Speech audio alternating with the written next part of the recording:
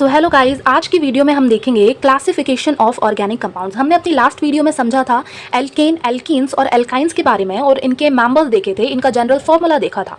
ठीक है, अब हम जैसे कि मेरी ये सीरीज़ चल रही है जनरल ऑर्गेनिक कंपाउंड्स की, इस सीरीज़ को 10th, 11th, 12th किसी भी क्लास का बच्चा पढ़ सकता है और ये बिल्कुल बेसिक से स्टार्ट किया मैंने और आखिर तक ले जाऊंगी, हाई लेवल तक। ओके, तो अभी हम आ गए हैं क्लासिफिकेशन ऑफ ऑर्गेनिक कंपाउंड्स में। तो सबसे पहले हम पढ़ते हैं कि बेसिकली जो हमने देखा है कि कार्बन स्केलेटन होता है। ठीक है, आपने कार्बन की चेन देखी होगी, इवन कार्बन की क्या, आपने कोई भी कंपाउंड की चेन देखी होगी, वो या तो ओपन चेन होती है, या तो क्लोज चेन होती है, या तो साइक्लिक होती है, या तो उसमें और भी अदर एटम्स उसमें प्रेजेंट रहते हैं। ठीक है, जैसे कि मैं बता रही हूँ कि जैसे कि मान लो यहाँ पे आपने कार्बन की चेन देखी होगी। ठीक है, या तो स्ट्रेट चेन होती है। ठीक है, अगर मैंने ये वाला कार्बन ड्रॉ कर दिया तो ये कैसी हो गई, ये देखो यहाँ पे हमें पता है कार्बन की वैलेंसी कितनी होती है, 4 होती है। तो अगर मैं हाइड्रोजन ड्रॉ नहीं कर रही हूँ तो आपको पता होगा कि यहाँ पे 1 2 यहाँ पे 2 हाइड्रोजन ऐड होंगी। ठीक है, तो ये नहीं बना रही हूँ मैं क्योंकि बहुत वास्ट चेन हो जाएगी फिर समझाने के लिए और क्लियरली समझ में भी नहीं आएगा। ठीक है, तो मान लो मैंने कार्बन की चेन बनाई। ठीक है, अब ये चेन बनाई, अब यहाँ पे क्या हो गया, मैंने एक ब्रांच लगा दिया। इसी कार्बन को मैं कैसे ड्रॉ कर सकती हूँ, साइक्लिक फॉर्म में ड्रॉ कर सकती हूँ। जैसे कि ये, जैसे हम क्या कहते हैं, बेंजीन भी कहते हैं। आपको बहुत अच्छे से पता होगा कि इसे हम क्या कह देते हैं, बेंजीन भी कह देते हैं। तो जैसे कि रिंग स्ट्रक्चर होता है, और सिर्फ बेंजीन थोड़ी रिंग में कंसिडर होता है, बहुत सारे हैं। ठीक है, जैसे कि बहुत सारे तरीके के स्ट्रक्चर हैं, पेरिडिन वगैरह एंड सो मेनी थिंग्स जो आ जाती हैं रिंग में कंटेन हो जाती है। जैसे कि यहाँ पे तो वैसे कुछ नहीं ड्रॉ किया है, तो मतलब बहुत ऑब्वियस है कि यहाँ पे कार्बन होगा। लेकिन मान लो मैंने यहाँ पे क्या ड्रॉ कर दिया, ऑक्सीजन बना दी, यहाँ पे मैंने नाइट्रोजन बना दिया, यहाँ मैंने कोई कंपाउंड रख दिया, यहाँ मैंने कोई एटम रख दिया। ठीक है, तो ऐसे करके रिंग फॉर्म बनता है। ठीक है, स्केलेटन जो बेसिकली कार्बन की ये फॉर्म होती है, इसमें ब्रांच लगा दिया। ठीक है, ब्रांच लगा दिया और इसी चेन को अगर हम क्लोज कर देते हैं तो क्या बन जाती है, रिंग बन जाती है। और सिर्फ कार्बन नहीं लगे रहते हैं, इसके साथ और भी एटम लगे रहते हैं। ठीक है, और भी एटम लगे रहते हैं। तो यही बेसिकली हमें समझना है कि कार्बन को हम किस किस तरीके से ड्रॉ कर सकते हैं और कैसे कार्बन को हम ड्रॉ कर सकते हैं। ठीक है, तो सबसे पहले हम समझते हैं कि ये मैंने गलत स्पेलिंग लिखी हुई यहाँ। तो सबसे पहले हम पढ़ते हैं जो कि है कि based on carbon skeleton structure. ठीक है, कार्बन स्केलेटन है जो बेसिकली कार्बन का ढांचा है, वो किस किस तरीके से ड्रॉ हो सकता है। तो सबसे पहला आ जाता है एसाइक्लिक और ओपन चेन कंपाउंड्स। अब जैसे कि हमें नाम में ही दिख रहा है कि ओपन चेन कंपाउंड्स, ऐसे कंपाउंड बनाना, ऐसा पूरे एटम्स को इस तरीके से अरेंज करना कि भाई वो ओपन चेन हो, खुली चेन हो। ठीक है, बंद नहीं होनी चाहिए। तो इसी को हम और क्या कह देते हैं, एसाइक्लिक कह देते हैं। जब भाई कंपाउंड अपना साइक्लिक नहीं है तो उसे हम एसाइक्लिक कह देंगे। ठीक है, सिंपल। तो ये कहता है कि जब कार्बन एटम्स अरेंज होते हैं स्ट्रेट चेन में या फिर ब्रांच्ड चेन में। ठीक है, ए साइक्लिक में क्या आ जाता है, स्ट्रेट चेन आ जाती है और ब्रांच्ड चेन आ जाती है, जिसको हम एलिफेटिक कंपाउंड्स भी कहते हैं। क्या कहते हैं, एलिफेटिक कंपाउंड्स भी कहते हैं। ठीक है, जैसे कि हम एग्जांपल नंबर 1 समझेंगे जो कि क्या है, ईथेन। ठीक है, ईथेन हमने बनाया, नॉर्मल 2 कार्बन चेन बनाई है। ठीक है, और यहाँ पे हाइड्रोजन, जितने इसमें कार्बन की 4 वैलेंसी है तो उस तरीके से हम हाइड्रोजन इसमें अटैच कर देंगे। ठीक है, अब जैसे कि इसी में हम देखेंगे कि हमने चेन थोड़ी बढ़ाई। ठीक है, हमने ईथेन से क्या किया, 1 2 3 4। ठीक है, हमने बेसिकली ईथेन से ब्यूटेन बना दिया है। ठीक है, अब ये जो है, ये आप देख पा रहे होंगे कि हमने यहाँ पे सेकंड नंबर पे, ठीक है, देखो मैं IUPAC नेमिंग भी कराऊंगी इसके बाद वाला जो लेक्चर होगा IUPAC नेमिंग ही होगा। फिलहाल के लिए अभी ऐसे ही समझ लो। ठीक है, तो जो सेकंड नंबर वाले कार्बन पे आप देखोगे तो यहाँ पे हमने ब्रांच्ड, ठीक है, क्या लगा दिया, यहाँ पे हमने एक मिथाइल लगा दिया है। ठीक है, यहाँ पे हमने एक मिथाइल लगा दिया है। ठीक है, ब्रांच लगा दी है। तो ऐसे कंपाउंड को हम क्या कहें, देखो ये बिल्कुल स्ट्रेट है, इसमें कोई ब्रांच वगैरह नहीं लगी, तो लगी है। ठीक है, लेकिन ब्रांच लग गई तो ऐसे को क्या हम कहेंगे, ऐसे कंपाउंड को हम ब्रांच्ड कहेंगे। ठीक है, ऐसे कंपाउंड को हम ब्रांच्ड कंपाउंड कहेंगे। ठीक है, इतनी बात क्लियर हुई। तो एक बार और देख लेते हैं, एसाइक्लिक ओपन चेन कंपाउंड्स क्या होते हैं। ऐसे कार्बन एटम्स जब अरेंज होते हैं स्ट्रेट चेन में या फिर ब्रांच्ड चेन में अरेंज होते हैं। ठीक है, ये होते हैं एसाइक्लिक या ओपन चेन कंपाउंड्स और इन्हें हम एलिफेटिक कंपाउंड्स भी बोल देते हैं। ठीक है, ये चीज़ याद रखने वाली है कि इन्हें मतलब कि जो स्ट्रेट चेन वाले और जो ब्रांच्ड चेन वाले कंपाउंड्स हैं, इन्हें हम एलिफेटिक कंपाउंड्स भी कहते हैं। अब हम बढ़ते हैं दूसरे टाइप की तरफ। अब जो दूसरा टाइप है वो कहता है, वो है साइक्लिक और क्लोज्ड चेन कंपाउंड। अब हमने पहले टाइप में पढ़ा है कि एसाइक्लिक, ठीक है, क्या था वो, एसाइक्लिक था। छोड़ो, नहीं लिखती हूँ, हाँ लिख देती हूँ, एसाइक्लिक और वो ओपन चेन था। ठीक है, ये जो है ये साइक्लिक है और ये क्या है, क्लोज्ड चेन कंपाउंड है। क्या है, क्लोज्ड चेन कंपाउंड है। जब कार्बन एटम एक रिंग स्ट्रक्चर बनाता है, क्या बनाता है, जब एक कार्बन एटम क्या बनाता है, रिंग स्ट्रक्चर बनाता है। इसके टाइप्स हम देख लेते हैं। तो जो टाइप्स होते हैं वो होते हैं, सबसे पहला है होमोसाइक्लिक। ठीक है, जैसे हम कार्बोसाइक्लिक भी कहते हैं। जब कार्बन साइकिल की फॉर्म में प्रेजेंट होता है तब हम उसे क्या बोल देते हैं, कार्बोसाइक्लिक बोल देते हैं, और उसी को हम होमोसाइक्लिक भी बोल रहे हैं।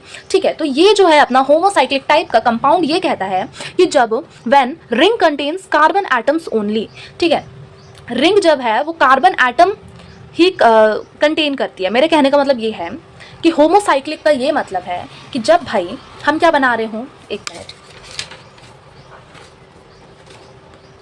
यहाँ पे समझो बीच में, ठीक है, ये मतलब ये बाकी जो आजू बाजू लिखा है उसे इग्नोर मारो।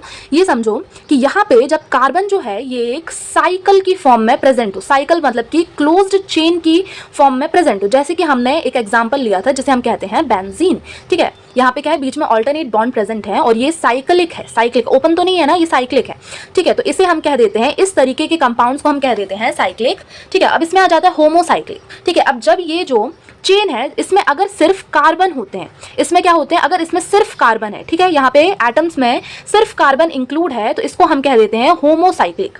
ठीक है, मतलब कि साइकिल है और सिर्फ एक एटम पूरी साइकिल में, मतलब सिर्फ एक एटम ऑल ओवर पूरी साइकिल में प्रेजेंट है, तो उसे हम कह देते हैं होमोसाइक्लिक तरीके का कंपाउंड। ठीक है, तो वही बात इसमें लिखी हुई है कि जब जो रिंग है वो कंटेन करती है सिर्फ कार्बन एटम को, उसको हम बोलते हैं होमोसाइक्लिक और कार्बोसाइक्लिक। अब इसे हमने डिफरेंशिएट किया है दो तरीके से।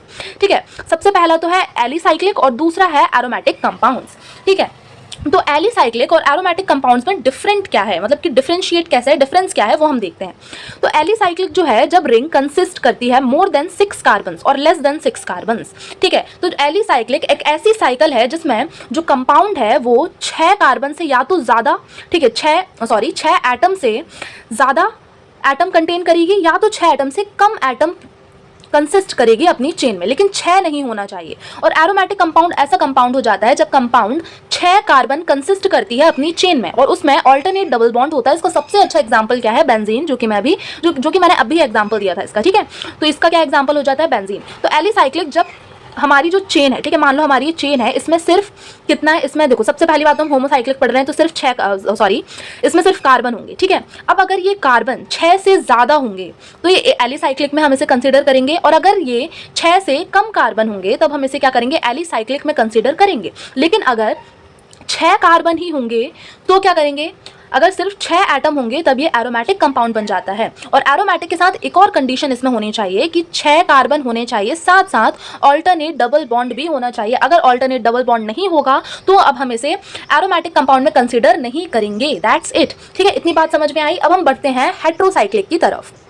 तो अब हम देखते हैं हेट्रोसाइक्लिक कंपाउंड्स। ठीक है, हेट्रोसाइक्लिक कंपाउंड्स कहता है कि जब रिंग कंटेन करती है हेट्रो एटम्स, मतलब कि सिर्फ एक तरीके का एटम ऑल ओवर रिंग में कंसीडर नहीं किया जाता है, जब कार्बन के अलावा oxygen, sulphur, OH, COOH, NO2, ठीक है, ऐसे कंपाउंड्स या ऐसे फंक्शनल ग्रुप कंसीडर किए जाते हैं एक चेन में, तब हम उसे क्या बोल देते हैं, हेट्रोसाइक्लिक कंपाउंड्स बोल देते हैं। ठीक है, अब इसका भी इसको भी हम दो तरीके से डिफरेंशिएट करेंगे। एक तो आ जाता है एलिसाइक्लिक और एक आ जाता है एरोमेटिक रिंग। तो एलिसाइक्लिक का मतलब वही होता है कि जब कार्बन एटम 6 से ज़्यादा, मतलब ज़रूरी नहीं है कि कार्बन एटम ही हो, वो तो मैं होमोसाइक्लिक पढ़ा रही थी इसलिए कार्बन का नाम ले रही थी।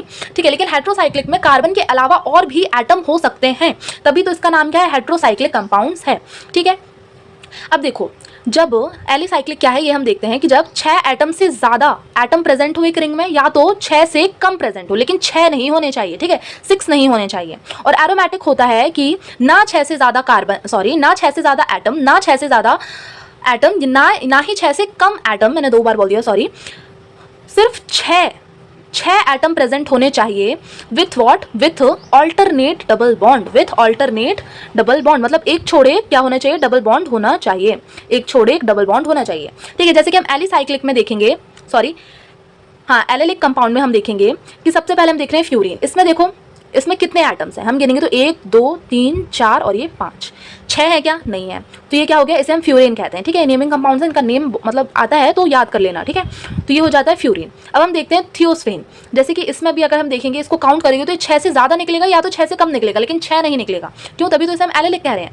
तो 1 2 3 4 5। ठीक है, और इसमें डबल बॉन्ड कहीं भी लगा दो, इट डजेंट मैटर। हाँ, लेकिन उसके मतलब कंपाउंड के हिसाब से लगता है कि जैसे कि कार्बन के साथ अगर हम डबल बॉन्ड लगा रहे हैं तो भाई इसकी बैलेंस पूरी होनी चाहिए, बैलेंस इलेक्ट्रॉन पूरी होने चाहिए, तो उस हिसाब से हम इसमें डबल बॉन्ड लगाते हैं। लेकिन इसमें जरूरी नहीं रहता कि ऑल्टरनेट बॉन्ड ही लगने चाहिए, जैसे कि एरोमेटिक रिंग में जरूरी रहता है। अब हम एरोमेटिक रिंग के एग्जाम्पल देखते हैं। तो सबसे पहले एग्जाम्पल है फिनॉल। जो बेंजीन रिंग है, ठीक है, ये जो मतलब कि 6 कार्बन एटम की रिंग होती है, उसके ऊपर OH लगा दो, मतलब कि अल्कोहल फंक्शनल ग्रुप लगा दो, ठीक है, तो ये क्या हो जाता है, फिनॉल हो जाता है। बेंजोइक एसिड में हम देख रहे हैं COH लगा दिया, हमने कार्बोक्सिलिक एसिड लगा दिया, एनालिन में हमने NO2 लगा दिया, ठीक है, तो ये क्या हो जाता है, इसमें 6 कार्बन एटम है, मतलब कि 1 2 3 4 5 6, और उसके साथ क्या लगा हुआ है, दूसरा एटम लगा हुआ है। इट मीन्स देखो, ये तो इसके साथ बॉन्ड बना रहा है, हम सिर्फ इतने को कंसिडर करेंगे। अगर ये साइकिल के अंदर आता, ठीक है, ये साइकिल के अंदर आता तो फिर हम कहते हैं कि भाई अलग है ये, ठीक है। मतलब मेरा कहने का मतलब ये है कि मैंने बोला ना कि यहाँ पे कितने होने चाहिए, 6 एटम होने चाहिए। 6 एटम, अब सेम एटम भी हो सकते हैं, अगर सेम एटम होंगे तो उसे तो हम होमोसाइक्लिक बोल देंगे, अगर क्या होगा, सेम होगा। अगर डिफरेंट है तो उसे हम क्या बोल देते हैं, हेट्रोसाइक्लिक बोल देते हैं, अगर क्या है, डिफरेंट है तो। अब जैसे कि मैंने बोला यहाँ डिफरेंट तो है, लेकिन यहाँ पे जो 6 एटम है वो क्या है, सारे कार्बन है, तो क्या इसे हम होमोसाइक्लिक में कंसिडर करेंगे, नहीं करेंगे। क्यों? क्योंकि इसके ऊपर OH लगा हुआ है। OH जो है ये इसके साथ बॉन्ड बना रहा है, ठीक है, मतलब ये 6 जो है इसमें कंसिडर नहीं होगा, लेकिन ये इसके साथ बॉन्ड बना रहा है अलग से, तो इसलिए हम इसको हेट्रोसाइक्लिक में कंसीडर करेंगे। Same with benzoic acid and same thing apply with same thing apply होगी NO2 में, ठीक है। सो थैंक्स फॉर वॉचिंग, मिलते हैं नेक्स्ट वीडियो में जिसमें हम IUPAC नेमिंग पढ़ेंगे, ठीक है, नोमेनक्लेचर हम पढ़ने वाले हैं।